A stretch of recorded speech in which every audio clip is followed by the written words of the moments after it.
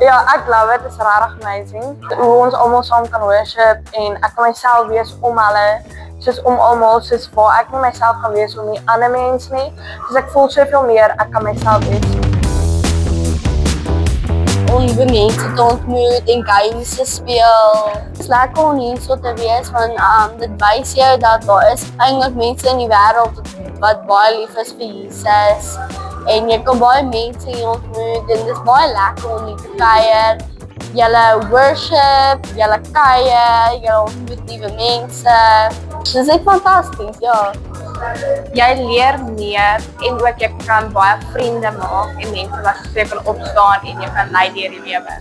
Dit verander mense lewe baie en dit maak hierdie plek maak mense soos familie voel en jy leer meer mense ken en Hoekom moet hulle check toe kom?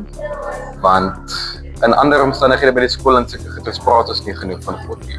En hierso kom jy saam met kinders van jou ouderdom vanaf graad 7 tot en met 12 kan jy openlik in 'n omstandighede wees waar jy nie skaam hoef te wees om met oor te praat nie en dit is eintlik half aangemoedig om hierso oor te praat. Dis die hele idee hierso. So dis 'n veilige, lekker plek om God die fokuspunt te maak. Queen, King, Jack. As jy fout maak dan gaan jy direk trash. maak nie saak, gebruik 'n been of arm. Daar's niks wat jou keer. Kom join ons volgende keer.